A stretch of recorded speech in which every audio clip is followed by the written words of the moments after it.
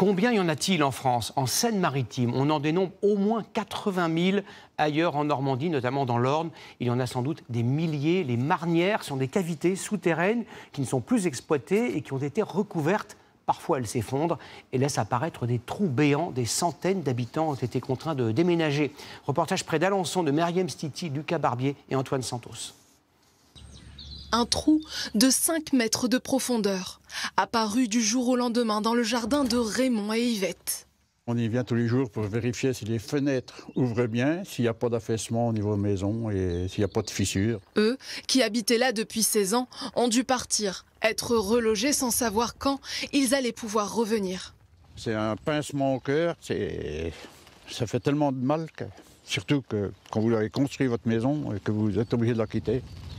Ces effondrements sont provoqués par d'anciennes carrières de craie creusées il y a plus d'un siècle. C'est ce qui s'appelle une marnière.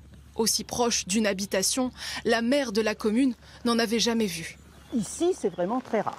À côté d'une maison, c'est plus dérangeant parce qu'on peut penser qu'elle a des galeries qui peuvent partir à droite et à gauche. Des galeries ont justement été identifiées.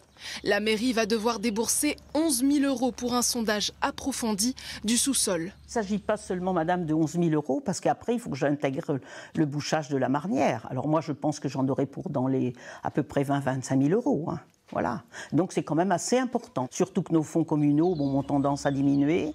À ce jour, dans l'Orne, au moins 1000 marnières ont été identifiées.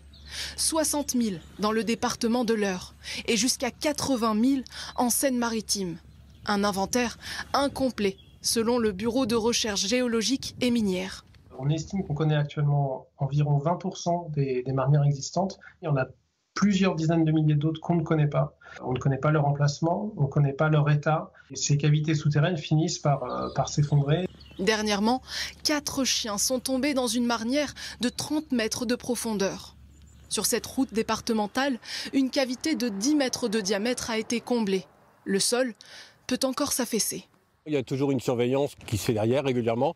Là, sur celle-ci, puisqu'elle a été comblée en terre, on vient à peu près toutes les semaines, on fait un passage pour voir si ça bouge. Pour l'instant, en France, plus de 200 000 cavités souterraines ont été recensées.